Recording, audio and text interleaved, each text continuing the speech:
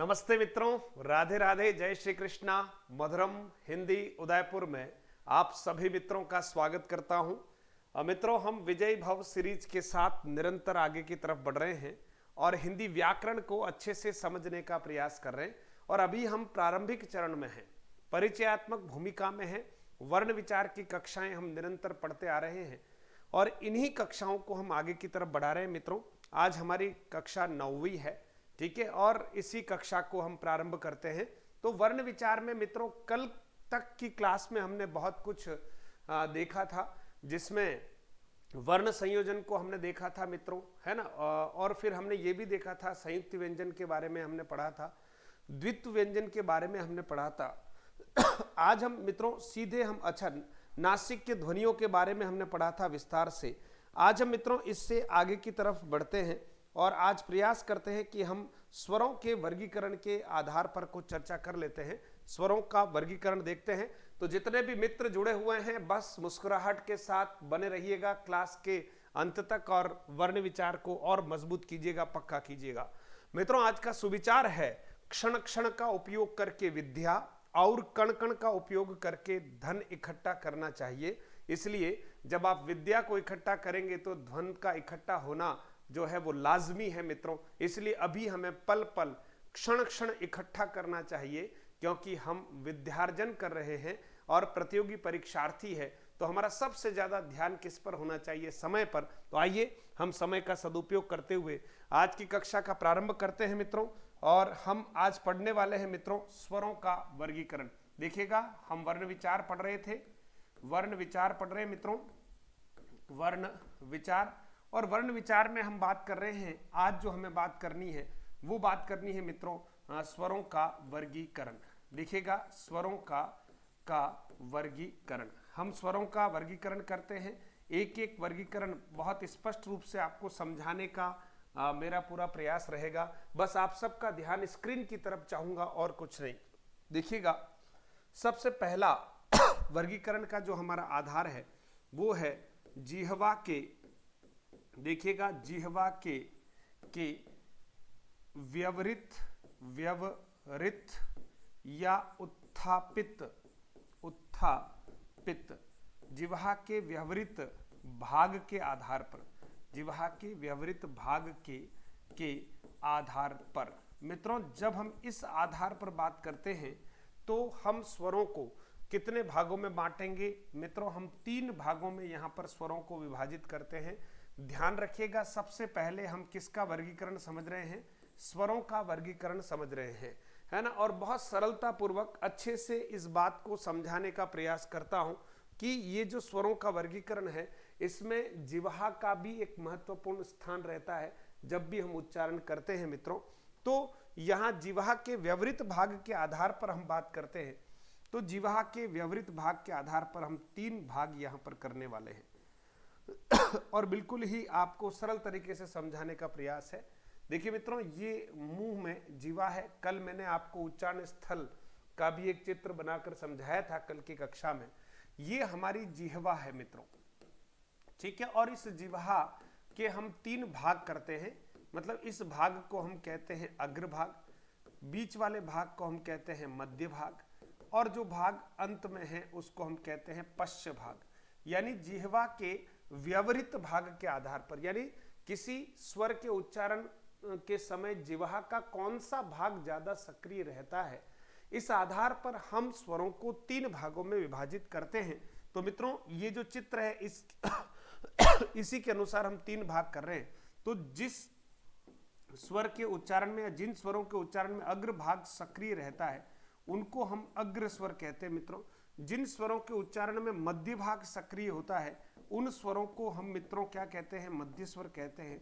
और जिन स्वरों के उच्चारण में पश्च भाग विशेष रूप से सक्रिय रहता है उनको हम क्या कहते हैं मित्रों? पश्च स्वर कहते हैं। तो ये बिल्कुल स्पष्ट हो गया इधर वाली बात, अग्र मध्य और पश्च, अग्र मध्य और पश्च, ठीक है मित्रों। अग्र मध्य और पश्च बिल्कुल क्रम से है। अब मित्रों, हमें बात करनी है कि किस में कौन सा, परीक्षा में प्रश्न आता है निम्नलिखित में से अग्र स्वर है, तो याद रहना चाहिए।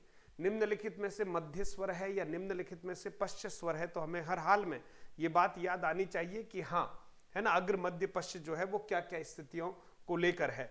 मित्रों आपने एक मोटरसाइकिल देखी होगी राजदूत, ठीक है, राजदूत मोटरसाइकिल आपने देखी होगी, और हो सकता है अगर आपने नहीं देखी हो तो उसके गियर का एक सिस्टम होता है मित्रों, उसके गियर का सिस्टम है ना, गियर का सिस्टम कैसे होता है मित्रों, ये उसका न्यूट्रल है, ठीक है, और ये जो होता है उसका फर्स्ट गियर होता है, ये जो है उसका सेकंड, या ये जो भी टॉप गियर होता है, इस तरह से गियर होते हैं राजदूत मोटरसाइकिल के। और आप देखते हैं कि जब भी किसी मोटरसाइकिल को स्टार्ट करना होता है तो हमेशा गियर कौन सा चाहिए, न्यूट्रल होना चाहिए। कैसा होना चाहिए, न्यूट्रल होना चाहिए। अब आप सोच रहे होंगे कि सर अचानक स्वरों का वर्गीकरण समझाते समझाते कहा मोटरसाइकिल का पूरा मैकेनिज्म समझा रहे हैं।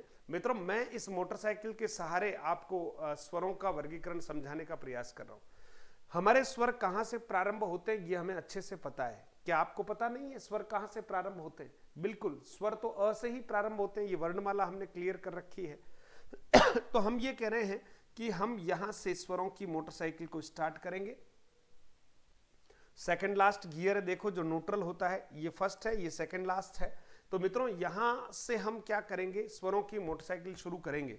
और आप देखेंगे कि यहां पर सबसे पहले स्वर कौन सा आएगा मित्रों, सबसे पहले जो स्वर जहां से स्वर प्रारंभ होते हैं वही आएगा। और पहला स्वर हमारा कौन सा है, अ है, ध्यान रखिएगा। अब मित्रों जब मोटरसाइकिल स्टार्ट हो जाती है तो आप जानते हैं स्टार्ट होने के बाद गियर बदलना पड़ता है। और हम क्या करते हैं, स्टार्ट होने के बाद गियर बदलते हैं फर्स्ट गियर। इसका मतलब हम नीचे की तरफ जो है मूवमेंट करते हैं पंजे से और फर्स्ट गियर डालते हैं। यहां पर भी मित्रों हमें फर्स्ट गियर डालना है तो नीचे की तरफ मूवमेंट करना है, कहने का मतलब समझना। और इससे आगे बढ़ना है तो अ से आगे बढ़ेंगे मित्रों तो क्या आता है, आ आता है। अ से आगे बढ़ते हैं मित्रों तो क्या आता है, आ आता है। ठीक है, अब यहां तक का काम ठीक हो गया। अब क्या करेंगे, आप जानते हैं कि फर्स्ट गियर में मोटरसाइकिल कितनी चलाते हैं भाई, 10-20 सेकंड, 30 सेकंड, इससे ज्यादा तो फर्स्ट गियर में नहीं चलाते हैं। तो फिर सीधा हमें क्या करना है, ऊपर के गियर्स में जाना पड़ता है, सेकंड टॉप जो भी होता है। तो मित्रों हम यहाँ क्या कर रहे हैं, अब न्यूट्रल की जरूरत है ही नहीं क्योंकि मोटरसाइकिल स्टार्ट हो गई, इसलिए मध्य स्वर का मामला बिल्कुल क्लियर हो गया है। अब हम क्या करेंगे मित्रों, यहां से हम ऊपर की तरफ जाएंगे, टॉप गियर्स की तरफ जाएंगे। तो आप देखिए अ आ, इसके बाद क्रमशः लिखना है तो ई और क्या लिखेंगे, ई, दो एक साथ लिखेंगे। अब मान लीजिए मोटरसाइकिल चलते चलते थोड़ा चढ़ाव आ गया, तो जैसे ही चढ़ाई आती मित्रों तो वापस गियर को क्या करते हैं मित्रों, डाउन लाते हैं, है ना। ज्यादा चढ़ाई होने पर वापस फर्स्ट गियर यानी या सेकंड गियर डाउन में हम आते हैं। तो ठीक मित्रों इसके बाद हम वापस डाउन में आएंगे, और डाउन में आएंगे मित्रों तो क्रम से जो आगे आ रहा है उसको लिखना है ऊ और ऊ, ध्यान रखना। इसके बाद फिर हम ऊपर की तरफ जाएंगे मित्रों तो क्या लिखेंगे, ए और अ लिखेंगे। और इसके बाद फिर हम डाउन की तरफ आएंगे और क्या लिखेंगे, ओ और औ। इस तरह से मोटरसाइकिल के गियर चेंज करते करते हम हमारी मंजिल तक पहुंच जाएंगे। और आपको हो सकता है कि ये रटना नहीं पड़े, ध्यान देना, अप एंड डाउन का कार्यक्रम है है ना। अभी फिलहाल री स्वर का वर्गीकरण हम यहां फिलहाल नहीं कर रहे हैं, ठीक है, री स्वर का वर्गीकरण हम नहीं कर रहे हैं, प्रारंभिक दौर में री का वर्गीकरण नहीं कर रहे हैं। तो आप देखेंगे अ के ठीक बाद क्या आया, मोटरसाइकिल स्टार्ट हो गई, फर्स्ट गियर डाला, आ आया, आ के बाद फिर ऊपर के गियर्स डाले तो दो एक साथ लिख रहे हैं, ई और ई। फिर डाउन गियर्स डाले तो ऊ और ऊ, फिर अप गियर्स में गए तो ए और आई, और फिर डाउन गियर्स में आए तो ओ और औ, और अब हमारा स्वर ही खत्म हो गए। अब आपसे कोई भी पूछे निम्नलिखित में से अग्र स्वर है, आप छोटी सी ये सारणी बना लीजिए पेंसिल से, आपका काम हो गया, है ना। ई ई ए आई ऐसे रटने की जरूरत है ही नहीं। तो आपका पहला जो वर्गीकरण है मित्रों वो बहुत अच्छे से आपको समझ में आ गया होगा, ठीक है। अगर आपको समझ में नहीं आया तो हम थोड़ा सा यहाँ पर अभ्यास भी कर लेते हैं। देखिए पहला हमारा जो आधार था वो कौन सा था, जिह्वा के व्यवहृत भाग के आधार पर। मेरे साथ आप अभ्यास कर सकते हैं, कोई दिक्कत नहीं। जिह्वा के व्यवहृत भाग के आधार पर या जिह्वा के उत्तापित भाग के आधार पर। कितने प्रकार थे मित्रों, 3 प्रकार थे। इसके आधार पर हमने 3 प्रकार बनाए। जिह्वा का पहला भाग जो है, आगे वाला जो भाग है वो क्या कहलाता है, अग्र। फिर इससे पीछे वाला मध्य, और सबसे लास्ट वाला जो है पश्च कहलाता है। इस आधार पर हमने जिह्वा के व्यवहृत भाग के आधार पर 3 प्रकार बनाए स्वरों के, अग्र स्वर, दूसरा मध्य स्वर और तीसरा पश्च स्वर है। हमें स्वरों का जो है वर्गीकरण करना है तो मोटरसाइकिल का थोड़ा हमने सहयोग लिया था, गियर सिस्टम का, है ना। और स्वर कहां से शुरू होते हैं, अ से। तो हमने सेकंड लास्ट यानी न्यूट्रल से मोटरसाइकिल स्टार्ट की, यानी मध्य स्वर में हमने क्या लिखा, अ लिखा, यही लिखा ना मित्रों, अ लिखा।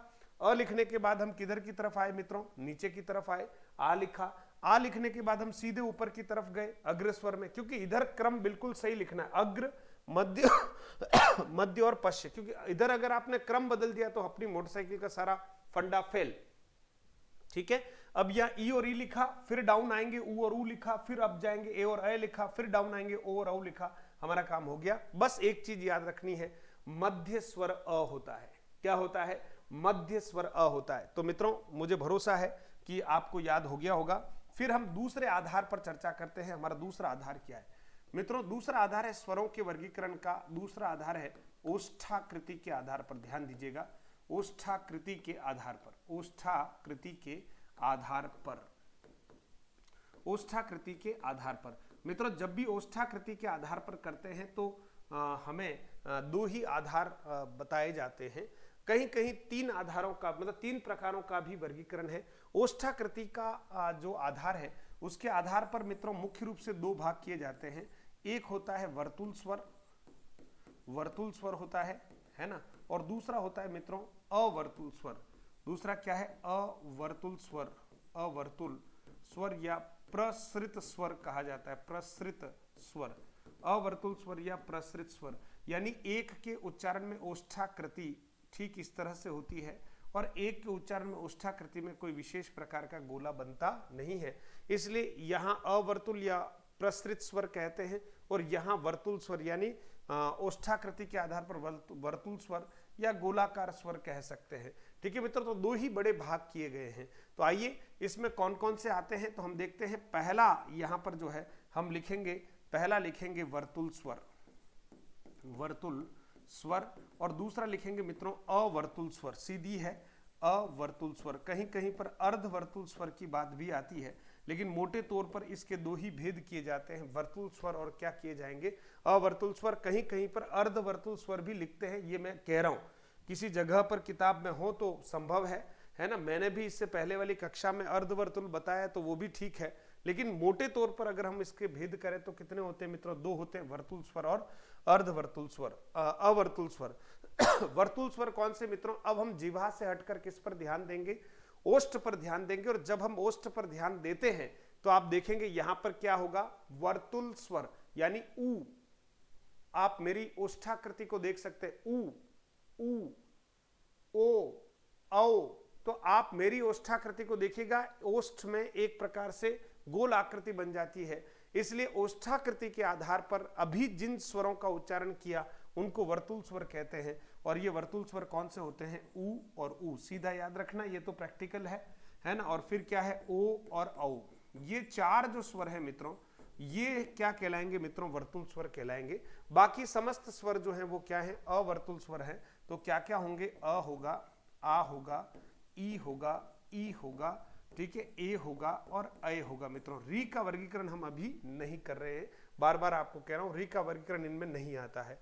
तो यहां आप देखेंगे 11 स्वर हमारे सामने हो गए। ठीक है, अ, आ, ई, है ना, ऊ इधर आ गया, ए, ऐ, ओ, औ हो गया हमारे सामने मित्रों। ठीक है, यहां पर हमारे स्वर हो गए। तो वर्तुल स्वर जिसको वृत्ताकार भी कहते हैं मित्रों, ये वृत्ताकार भी कह सकते हैं आप। ठीक है, वृत्तमुखी भी कह सकते हैं और अवृत्तमुखी भी कह सकते हैं। इसको अवृत्ताकार कह सकते हैं, अवृत्ताकार कह सकते हैं, या इसको अवृत्तमुखी भी कह सकते हैं, अवृत्तमुखी स्वर। ठीक है मित्रों, तो यहां अवृत्ताकार है, अवृत्तमुखी है, जैसा भी आप कहना चाहें। तो दूसरा आधार मित्रों, पहला जिह्वा, दूसरा आधार ओष्ठाकृति के आधार पर दो प्रकार होते हैं। फिर मित्रों इससे आगे की तरफ बढ़ते हैं।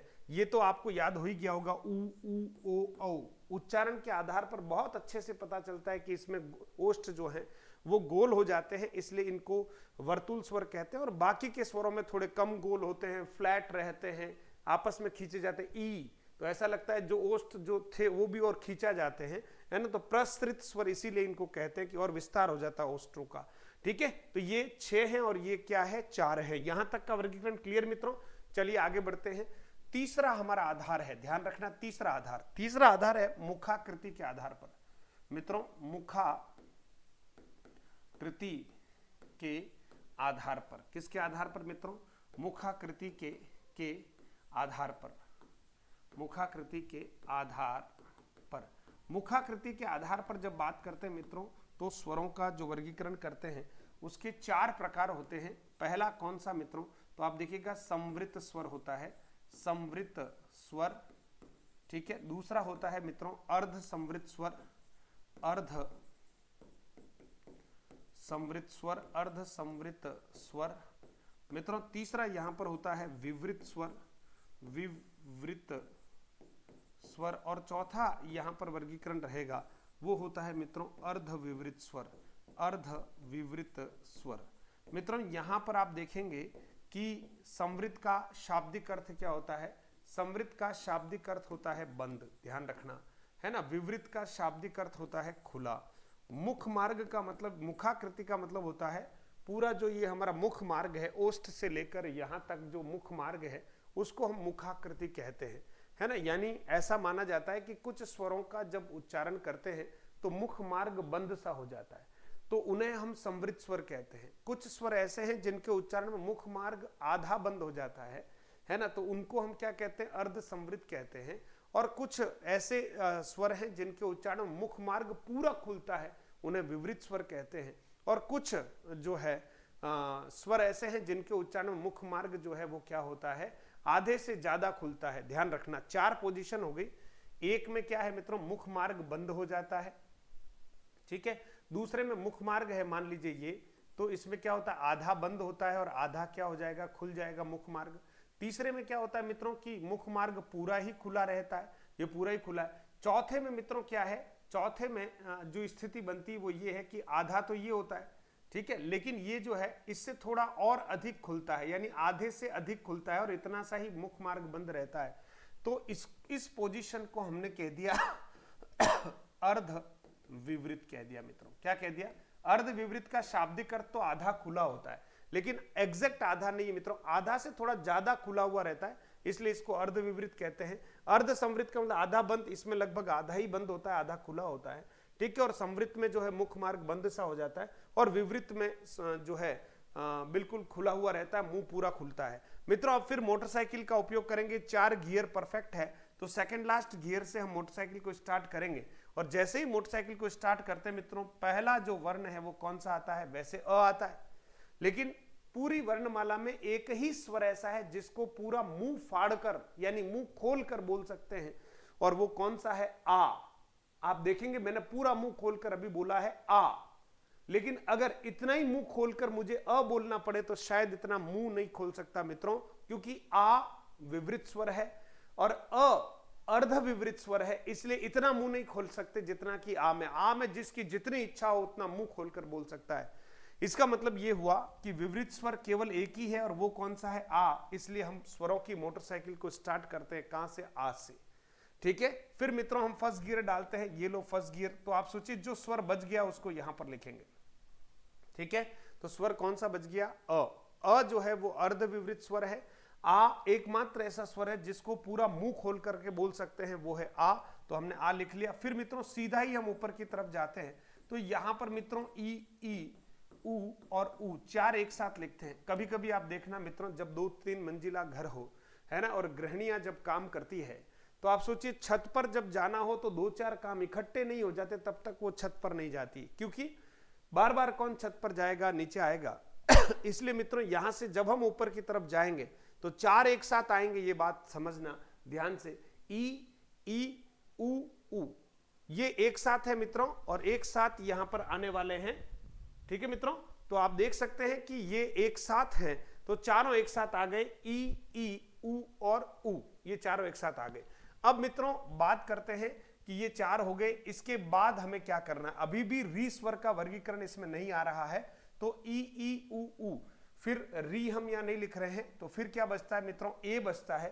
तो ध्यान रखना यहां से शुरुआत करना, ये लाइन पूरी हो गई, ये लाइन भी पूरी हो गई, तो अब बचता क्या है, बचता है हमारे पास ए। तो अब यहां देख रहे हैं कि ए कहां आएगा, तो मित्रों ये लाइन खाली है तो यहां ए लिखें, सिंगल सिंगल अप डाउन करेंगे तो अय यहां लिखना है, ध्यान रखना। फिर हम ऊपर जाएंगे क्योंकि ये दोनों लाइनें भर गई है, तो फिर ओ यहां लिखेंगे, ठीक है। और ओ के बाद मित्रों यहां पर क्या आता है, औ आता है। तो इस तरह से हमारे सामने जो है मित्रों स्वरों का एक वर्गीकरण जो है वो हमने सामान्य रूप से कर दिया। तो संवृत स्वर कौन कौन से होते हैं मित्रों? ई उ और उ क्रम से है। फिर मित्रों विवृत स्वर कौन से होते हैं? तो आ। और फिर ध्यान रखना अर्ध संवृत कौन से हैं? तो ए और ओ। ध्यान देना, ए और ओ एक एक मात्रा वाले हैं। और फिर अर्ध विवृत स्वरों की बात करें मित्रों तो अ भी होता है ना, अय भी होता है, औ भी होता है। और अंग्रेजी का जो हमारा आगत स्वर है मित्रों उसको भी हम अर्ध विवृत में ही डालते हैं अगर वर्गीकरण करना पड़े तो मेरे हिसाब से यहां तक का वर्गीकरण आपको क्लियर हो गया होगा। ये न्यूट्रल गियर है मित्रों। हमने आ से शुरुआत की। आ से क्यों की तो मैंने स्पष्ट कर दिया। आ से इसलिए की मित्रों क्योंकि आ जो है एक ऐसा स्वर है जिसको पूरा मुंह खोल करके बोल सकते हैं, तो ये विवृत स्वर हो गया। विवृत का अर्थ ही खुला होता है, ठीक है। उसके बाद जो बच गया फर्स्ट गियर, फिर सीधा टॉप गियर में गए, चारों एक साथ लिखे, ई है ना, उ एक साथ लिखे। फिर ऊपर वाली लाइन और थर्ड वाली लाइन क्लियर हो गई क्योंकि इसमें अब और कुछ नहीं आएगा। सेकंड और फोर्थ वाली लाइनें खुली हुई है, तो ए इधर लिखा तो अय इधर लिखा, ओ उधर लिखा तो औ उधर लिखा। अब आपके बिल्कुल क्लियर हो गया होगा कि ये मुखाकृति के आधार पर कितने भेद होते हैं, ठीक है मित्रों। इससे हम आगे की तरफ बढ़ते हैं। देखिएगा तो हमारा चौथा जो है आधार मित्रों, देखिएगा श्वास की मात्रा, ठीक है, या मैं सीधा ही लिख रहा हूं व्युत्पत्ति के आधार पर, ठीक है। इसको थोड़ा सा क्लियर कर लेते हैं। व्युत्पत्ति के आधार पर, श्वास की मात्रा के आधार पर या व्युत्पत्ति के आधार पर, है ना। हम यहां पर देख रहे हैं तो मोटे तौर पर स्वरों को दो भागों में बांटते हैं। मोटे तौर पर स्वरों को कितने भागों में बांटते हैं मित्रों? आप देखेंगे यहां पर एक बार मैं इस रूप में लिख रहा हूं। एक जो तरीका है उसको हमने कह दिया रस्व स्वर। क्या कह दिया मित्रों? रस्व स्वर कह दिया, ठीक है। या इसको हम चाहें तो क्या कह सकते हैं? मूल स्वर भी कह सकते हैं, एक ही बात है। दूसरा मित्रों हमने यहां पर देखा तो दूसरा हमने कह दिया कि भाई संधि स्वर होते हैं। व्युत्पत्ति के आधार पर देखें तो क्या होते हैं? संधि स्वर होते हैं। तो एक रस्व स्वर होते हैं, दूसरे क्या होते हैं? संधि स्वर होते हैं। और संधि स्वर को फिर से हम दो भागों में बांटते हैं मित्रों। तो आप देखेंगे एक को हमने कह दिया यौगिक स्वर, जो आपके ध्यान में है, यौगिक स्वर। और एक को हमने क्या कह दिया? संयुक्त स्वर मित्रों। एक को हमने क्या कह दिया? संयुक्त स्वर। अब आप देखेंगे ये जो संधि स्वर है मित्रों, अगर इन संधि स्वरों की बात करते हैं तो इसी को हम क्या कह सकते हैं? दीर्घ स्वर भी कह सकते हैं। क्या कह सकते हैं? दीर्घ स्वर कह सकते हैं। यौगिक स्वर जो हैं वो कौन कौन से होते हैं वो हम जानते हैं। कौन से होते हैं? एक तो आ होता है, एक बड़ी ई है और एक बड़ा ऊ है। संयुक्त स्वरों की बात करते हैं मित्रों तो हम जानते हैं कि संयुक्त स्वर कौन कौन से, ये तो समान हो गए। फिर संयुक्त स्वर है ए, अय, ओ और कौन से हो गए? औ। ये हो गए हमारे क्या? संयुक्त स्वर हो गए। और इधर रस्व स्वर की बात करते हैं मित्रों तो अ, ई, उ और क्या हो गया? री। री का वर्गीकरण अब यहां पर आएगा मित्रों। एक तरह से आप देखें श्वास की मात्रा या व्युत्पत्ति के आधार पर हम देखेंगे तो स्वरों को दो बड़े भागों में बांटते हैं। इनको मैं यहां पर इस रूप में लिख लेता हूं। जैसे नंबर 1 हमने लिख लिया रस्व स्वर, ठीक है, रस्व स्वर जिसको मूल स्वर भी कहते हैं। समय और श्वास की मात्रा जिनमें कम लगती है इन्हीं स्वरों को शिथिल स्वर भी कहते हैं। क्या कहते हैं मित्रों? शिथिल स्वर। तो इस नाम से भी अगर हमारे सामने आ जाए तो घबराएंगे नहीं। और दूसरा मित्रों कौन सा है? दीर्घ स्वर। दूसरा कौन सा है मित्रों? दीर्घ स्वर, जिसको हम संधि स्वर भी कह सकते हैं। क्या कह सकते हैं? ये संधि स्वर भी है।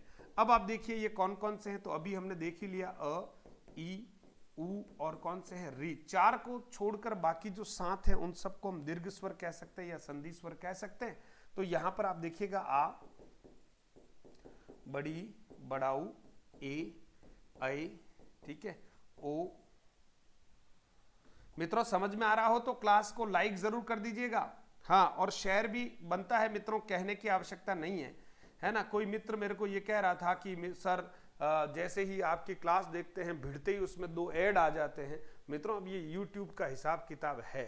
अब आप यार एक ऐड भी सहन नहीं कर सको तो फिर हद हो गई, है ना। जो कक्षाएं हजारों हजार रुपए की हैं उनको आपको निःशुल्क देने का प्रयास करते हैं, तो थोड़ा सा तो झेल लो यार कभी कभी, है ना। उन सब चीजों में तो अब सर क्या करेंगे। तो आप सोचिए हम अपनी ओर से कुछ तो त्याग करें, है ना। ये बहुत जरूरी है। आप सोचिए हमें मान लो किसी कार्यक्रम में भी जाना है, कोई काम करना है, आज यूं करना है, लेकिन नहीं, हमारे बच्चों को हमें पढ़ाना है, इसलिए हम बाकी काम को शिफ्ट करते हैं। बहुत तकलीफ होती है हमें भी, लेकिन आप सोचिए जब बहुजन हिताय हो तो अपने हित को थोड़ा साइड में रखते हैं। समझ गए? आप सबका अगर कहीं कल्याण हो तो आप सोचिए मेरे भारत का नवनिर्माण करने वाले आप सभी लोग हैं। आप सभी को अगर मैं 2 4 6 बातें अच्छी सिखा पाया, हिंदी के कुछ ज्ञानवर्धक बातें आप तक पहुंचा पाया मित्रों, तो भले आप दूर हैं, पता नहीं आप मुझे पहचानते हैं या नहीं, या मैं आपसे इस जीवन में कभी और किसी रूप में प्रत्यक्ष रूप से मिलूंगा या नहीं, कोई बात नहीं मित्रों, आप मेरे भारत के हैं, है ना। और कहीं पर भी बैठकर अगर आप विद्या अध्ययन करते हैं और समाज के निर्माण में और भारत के निर्माण में और उत्थान में अगर आप अपना योगदान देते हैं, तो मेरा किया गया यह शिक्षण कार्य जो है वो प्रतिफलित होता है मित्रों। और कुछ नहीं चाहिए। ठीक है मित्रों, दिवाली का ऑफर जो है कल सुबह से प्रारंभ होने वाला है, इसलिए हालांकि बहुत सारी कक्षाएं आपको YouTube पर क्रम से मिलेगी, निशुल्क मिलेगी, इसमें कोई संदेह नहीं, लेकिन जो तैयारी करने वाले विद्यार्थी हैं वो जरूर ध्यान दें कि एक अल्प लागत है, बिल्कुल अल्प। आप राजस्थान के बड़े बड़े YouTube चैनल पर भी देखेंगे तो वो भी लोग इतना नीचे नहीं जाते, क्योंकि सब अपने अपनी जगह पर अपना अपना काम करना चाहते हैं। मैं उन पर कोई दोषारोपण नहीं करता, वो उनकी इच्छा है। मेवाड़ से मेरी इच्छा ये है कि बहुत सामान्य सा न्यूनतम जो है पारिश्रमिक नहीं कहूँगा, केवल टाइपिंग, स्टूडियो का खर्चा, नेट का खर्चा, इन खर्चों के लिए ऐप का पूरा मेंटेनेंस, सर्वर का, फिर हमारे कुछ जो है सहयोगी साथी रहते हैं उनका कुछ मानदेय, मेरा कोई मेहनताना नहीं। उस कोस्ट में आपको जो है कोर्सेज अवेलेबल करवाए जाएंगे।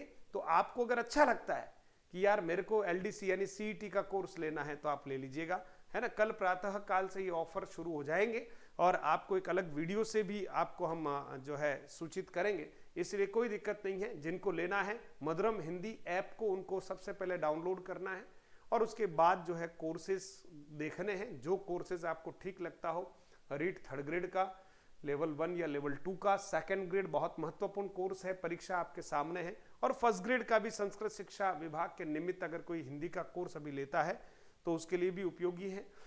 कुछ टेस्ट सीरीज भी हम लॉन्च कर रहे हैं, है ना, तो उसमें हो सकता है कि 1-2 दिन बाद आपको कुछ और उसके अपडेट्स मिलेंगे, लेकिन हम अपनी ओर से तैयारी पूरी कर रहे हैं और बाकी कोर्सेज जो अवेलेबल है उसका आप उपयोग कीजिएगा मित्रों।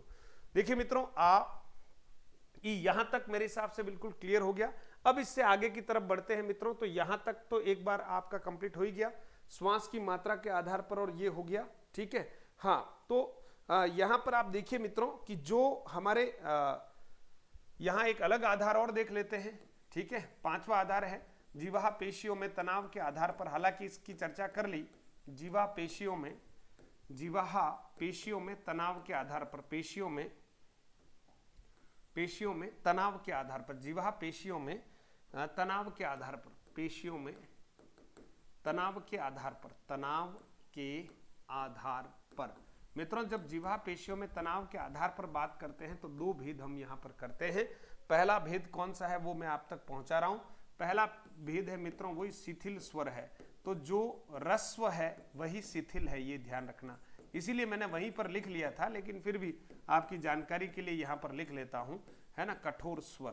तो यहां पर मैं लिख रहा हूं, ठीक है, जो रस्व है वही शिथिल है, जो रस्व है वही शिथिल है, और जो दीर्घ है, ठीक है, जो दीर्घ है वही क्या है मित्रों, कठोर है। तो कुछ भी नहीं करना है यहां पर, तो वही अ, ई, उ और क्या लिखेंगे, री लिखेंगे मित्रों।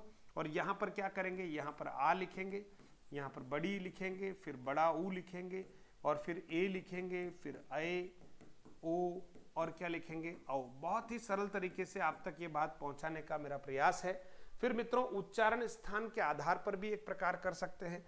उच्चारण स्थान के आधार पर देखिएगा, उच्चारण स्थान के आधार पर, या फिर जातीय आधार पर भी हम कर सकते हैं, जातीय आधार पर, है ना, जातीय आधार पर। इस आधार पर भी मित्रों हम 2 प्रकार करते हैं, है ना। कौन कौन से, एक होता है मित्रों सजातीय स्वर, सजातीय स्वर मित्रों, और एक होता है मित्रों विजातीय स्वर, विजातीय स्वर। ठीक है मित्रों, सजातीय स्वर कौन कौन से होते हैं, तो अ और आ जो है वो सजातीय स्वर है मित्रों, ई और ई है वो सजातीय स्वर है, उ और उ है मित्रों ये सजातीय स्वर है। हालांकि हिंदी में दोनों का एक साथ कम ही प्रचलन होता है, फिर भी ये सजातीय स्वर है मित्रों। यानी अ और आ जो है इन्हें सजातीय स्वर कहा जाता है, क्योंकि आ का निर्माण भी अ प्लस अ से ही हुआ है, इसलिए अ और आ को समान जाति का मानते हैं, है ना, एक जैसे हैं तो सजातीय कहते हैं। इसके अलावा अगर आप बात करते हैं मित्रों तो ए, है ना, अय, ओ और औ, इनको हम सजातीय नहीं कहते मित्रों, विजातीय कहते हैं, क्योंकि आप देखते हैं कि ये अ और ई से मिलकर बना है। ये जब बात करते हैं मित्रों तो अ और ए से मिलकर बना है। इधर आप बात करते हैं तो ये उ और किससे मिलकर बना है, ओ से मिलकर बना है मित्रों। और यहां हम बात करते हैं कि यहां अ है, ठीक है, हाँ, अ और उ है मित्रों, यहां पर ओ नहीं, यहां अ और क्या है, उ है। तो ये अ और उ से मिलकर बना है, अ और उ, छोटा उ चाहिए, और यहाँ अ और ओ से मिलकर बना है मित्रों। तो आप देखेंगे ये विजातीय स्वर है। विजातीय स्वर हमारे सामने आप देख सकते हैं, ठीक है, कौन कौन से, ए, ऐ, ओ और औ, इनको विजातीय कहते हैं। अ, आ, ई, उ और री, है ना, इन स्वरों को हम क्या कहते हैं मित्रों, सजातीय स्वर कहते हैं, याद रखना है। ठीक है मित्रों, अंतिम आधार, इनके वर्गीकरण का एक अंतिम आधार है, उसको हम देख लेते हैं मित्रों, वो है उच्चारण स्थान के आधार पर। किसके आधार पर है मित्रों, उच्चारण स्थान के आधार पर, स्थान के आधार पर, ठीक है, उच्चारण स्थान के आधार पर। उच्चारण स्थान के आधार पर जब बात करते हैं मित्रों तो 6 प्रकार में विभक्त करते हैं, है ना, 6 प्रकारों में विभक्त करते हैं। पहला प्रकार आप देखिएगा, है ना मित्रों, तो सबसे पहले देखिएगा, जब भी हम उच्चारण की बात करते हैं तो सबसे पहला स्टेशन कौन सा पड़ता है, कंठ। कल चित्र बनाकर बताया था मित्रों, तो पहला स्टेशन कौन सा पड़ता है, कंठ। तो हमने क्या लिख लिया, कंठ। जिन स्वरों का उच्चारण कंठ के विशेष सहयोग से होता है उन कंठ। कंठ के बाद मित्रों आगे की तरफ बढ़ते हैं तो हमारा अगला बड़ा स्टेशन जो आता है वो आता है तालु। देखना आप, ठीक है, तो इस जहां जिनका उच्चारण तालु से होता है मित्रों उसको तालव्य कहते हैं। तालव्य के बाद मित्रों जब हम आगे की तरफ बढ़ते हैं तो हमारे सामने एक उच्चारण स्थान आता है, वो है मूर्धन्य मित्रों, ठीक है, यानी मूर्धा से जिनका उच्चारण होगा उनको हम मूर्धन्य कहेंगे। फिर मित्रों एक जो है मूर्धा के बाद सीधा आगे जाते हैं तो दंत आते हैं, लेकिन स्वरों के उच्चारण में दंत का कोई योगदान नहीं होता है, इसलिए उससे आगे बढ़ते हैं तो मित्रों ओष्ठ आते हैं। ओष्ठ का उच्चारण स्थान में महत्वपूर्ण रोल है, इसलिए ओष्ठ कह देते हैं। अब मित्रों इन दोनों को मिलाकर हम 5वां प्रकार बना लेंगे, जिसको हम क्या कहेंगे, कंठ तालव्य। जिसको क्या कहेंगे मित्रों, कंठ तालव्य, ठीक है। और पहला और चौथा जब मिलाएंगे तो छठा बन जाएगा मित्रों। पहला और चौथा मिलाया तो छठा बन जाता है, और वो क्या है, कंठ ओष्ठ्य बन जाएगा। क्या बन जाएगा मित्रों, कंठ ओष्ठ्य।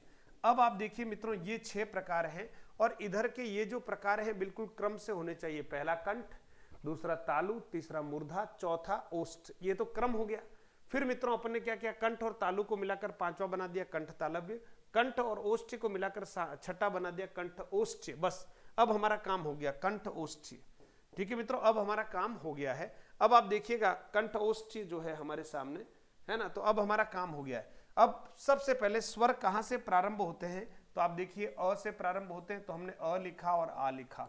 इसका मतलब कंठ के विशेष सहयोग से उच्चारण होता है किन स्वरों का, अ और आ का। उसके बाद मित्रों इससे आगे बढ़ेंगे तो हमारे सामने ई और ई है ना, इसको तालव्य कहते हैं, ई और ई, ठीक है। उसके बाद देखेंगे मित्रों मूर्धन्य के लिए जरूर याद रखना है री से ऋषि। मूर्धन्य के लिए जरूर याद रखना है री से ऋषि, अ आ ई, और वैसे रेगुलर आएगा क्या, उ और उ आता है। उसके बाद मित्रों जो है री से ऋषि आता है, तो हम यहां पर एक जंप कर देंगे और फिर इसके बाद मूर्धन्य पक्का कर दें, री से ऋषि मूर्धन्य है। उ के बाद मित्रों हम जानते हैं ए आता है, अ आता है, और फिर इधर क्या आता है, क्रम से ओ आता है, और क्या आता है, औ आता है। तो आप देख सकते हैं उच्चारण स्थान के आधार पर हमने स्वरों का वर्गीकरण कर दिया है मित्रों। कंठ कौन सा है, और आ, तालव्य कौन सा है, ई और ई, मूर्धन्य कौन सा है, री से ऋषि, ओष्ठ्य वो तो पता चलता है उ, है ना, तो ओष्ठ्य कौन सा, उ और उ। कंठ और तालव्य क्यों कहा मित्रों, क्योंकि आप जानते हैं कि इस ए का निर्माण किससे हुआ, अभी देखा हमने अ और ई से, है ना मित्रों। तो अ देखिए क्या है, कंठ है, और ई कौन सा है, तालव्य, इसीलिए ए और अ को हमने कहा कंठ तालव्य। फिर है मित्रों कंठ ओष्ठ्य, क्यों कहा, क्योंकि ओ का निर्माण अ प्लस उ से होता है, तो अ तो कंठ है और उ क्या है, ओष्ठ्य है। तो कंठ और ओष्ठ्य दोनों का सहयोग जहां मिलकर होता है और जो उच्चारण होता है मित्रों उसको हम क्या करें, ओ और औ है। तो मित्रों स्वरों के वर्गीकरण पर बहुत बारीकी से और बिल्कुल ऑफलाइन क्लास में जैसे एक प्रकाश डाला जाता है वैसा मेरा प्रयास है मित्रों। ऑफलाइन अपनी जगह पर बहुत बढ़िया कक्षाएं होती है, ऑनलाइन भी अपनी जगह पर काफी अच्छी कक्षाएं हैं, बस आप कितना अच्छे से पढ़ पा रहे हैं ये महत्वपूर्ण है। बाकी ऑनलाइन ऑफलाइन में कोई ज्यादा अंतर नहीं होता है। और रही बात, मैं अपने आप को बड़ा भाग्यशाली महसूस करता हूं, अभी तक भी आपने लाइक नहीं किया ना, हाँ, फिर नाराज होना पड़ेगा, आपसे कट्टी करनी पड़ेगी मित्रों, है ना। क्योंकि जब आप देखिएगा इतने अच्छे भाव से जब आपके लिए कक्षाएं लाई जाती है तो एक थम्स अप दिखाने में भी आप इतना कंजूसी करते हो ना, है ना। ये कक्षाएं निरंतर आपके लिए आने वाली है। आपका प्रोत्साहन मेरे लिए प्रोत्साहन है ना। आपका उत्साहवर्धन मेरे प्रति मेरा उत्साहवर्धन है और मैं आपके उत्साह का वर्धन करता हूं, वो आपका उत्साहवर्धन है। तो आइए मिलकर एक दूसरे का उत्साहवर्धन करते हैं। और जो आज स्वरों का वर्गीकरण हमने पढ़ा है इसको हम कभी नहीं भूलेंगे। एक बार जल्दी से मैं आपके सामने स्वरों का वर्गीकरण फिर से आपके सामने ला रहा हूं, देखिएगा। सबसे पहले हमने बात की थी जीवा के व्यवहृत भाग के आधार पर 3 प्रकार होते हैं, अग्रस्वर, मध्यस्वर और पश्चस्वर। मोटरसाइकिल के सहयोग से हमने ये बात सीख ली थी, है ना। फिर आप देखिएगा दूसरा जो हमारा आधार है वो कौन सा है, ओष्ठाकृति के आधार पर 2 ही प्रकार हमने बनाए हैं, मुख्य रूप से वर्तुल स्वर और अवर्तुल स्वर या प्रसृत स्वर। वर्तुल स्वर को वृत्ताकार स्वर या वृत्तमुखी स्वर भी कहते हैं, अवर्तुल स्वर को अवृत्ताकार या अवृत्तमुखी भी कहते हैं। और ये आपके सामने है कौन कौन से स्वर हैं। फिर मित्रों आगे बढ़ते हैं। हमने देखा था मुखाकृति के आधार पर 4 भेद हमने किए हैं, संवृत स्वर, अर्ध संवृत स्वर, विवृत स्वर और अर्ध विवृत स्वर, और उदाहरण आपके सामने है। फिर देखिए मित्रों इसके बाद हम चले थे श्वास की मात्रा या व्युत्पत्ति के आधार पर। तो मूल रूप से हमने रस्व, जिसको मूल स्वर कहते हैं, संधि या दीर्घ स्वर कहते हैं। संधि या दीर्घ स्वर को फिर 2 भागों में बांटा, तो यौगिक स्वर और संयुक्त स्वर होते हैं। और रस्व स्वर को शिथिल स्वर कहते हैं, दीर्घ स्वर को ही हम संधि स्वर या कठोर स्वर भी कहते हैं मित्रों। क्या कहते हैं? कठोर स्वर। इसको हमने आगे भी देखा है, उदाहरण आपके सामने है। फिर देखिए मित्रों इसी को हमने देख लिया, शिथिल स्वर कौन से, जो रस्व है वही शिथिल है, जो दीर्घ है वही कठोर है। जातीय आधार पर भी हमने देखा 2 प्रकार के स्वर होते हैं, सजातीय स्वर और विजातीय स्वर। ठीक है, जहां समानता है, अ और अ में समानता है और फिर आ का निर्माण होता है, तो अ और आ को समान स्वर ही माना गया, ये सजातीय है, एक ही जाति के हैं। और विजातीय स्वर ए, ऐ, ओ, औ, जो 2 अलग अलग स्वरों के योग से बनते हैं, उनको विजातीय स्वर कह दिया। उच्चारण स्थान के आधार पर मित्रों हमने 6 प्रकार बना दिए, कंठ, तालव्य, मूर्धन्य, ओष्ठ्य। कंठ, तालव्य और कंठ ओष्ठ्य, ये हमारे 6 प्रकार थे उच्चारण स्थान के आधार पर। तो आशा करता हूं मित्रों स्वरों का वर्गीकरण आपको समझ में आया होगा, और अगर आपको समझ में आया तो कमेंट बॉक्स में जरूर कमेंट करिएगा। और आप सभी का आभार, धन्यवाद कि आप जो है समय निकाल कर इन कक्षाओं में उपस्थित होते हैं और साथ ही साथ अपने मित्रों को भी इन कक्षाओं से लाभान्वित करते हैं। पीडीएफ आपको प्राप्त करने की इच्छा होती होगी निरंतर, तो टेलीग्राम चैनल जो है हमारा मधुरम हिंदी का है ना, मधुरम हिंदी टेलीग्राम चैनल से आप जुड़ जाइएगा। और साथ ही साथ दिवाली ऑफर जो है मित्रों, है ना, दिवाली ऑफर जो है वो कल से शुरू हो रहा है। इसके लिए अलग से एक वीडियो आएगा। दिवाली ऑफर जो है 22 से शुरू होने वाला है मित्रों, हमारा 22/10/2022 से ये प्रारंभ हो जाएगा, यानी कल प्रातः काल से यह ऑफर प्रारंभ हो जाएगा। ठीक है, प्रारंभ है। तो आप ध्यान रखिएगा, आपको जो भी कोर्सेज आप चाहते हैं कि मेरे को एक साथ मिल जाए और मैं उसका अच्छे से रिवीजन कर पाऊं, तो मित्रों आपको मधुरम हिंदी ऐप को अभी डाउनलोड कर लेना है। मधुरम हिंदी ऐप को आप डाउनलोड करें, है ना, मधुरम हिंदी ऐप को डाउनलोड कर लीजिएगा, प्ले स्टोर से डाउनलोड कीजिए, या चाहे तो इस वीडियो के डिस्क्रिप्शन में भी आपको लिंक मिलने वाला है, वहां भी आप डाउनलोड कर सकते हैं। तो बहुत बहुत धन्यवाद मित्रों, आप सभी इस कक्षा में जुड़े हैं, इसके लिए विशेष रूप से आपका आभार है। जय श्री राम। कल फिर मिलते हैं नई कक्षा में, 9 बजे आप उपस्थित रहिएगा। वर्ण विचार की अगली कक्षा में आपके सामने उपस्थित हूं। बहुत बहुत धन्यवाद मित्रों।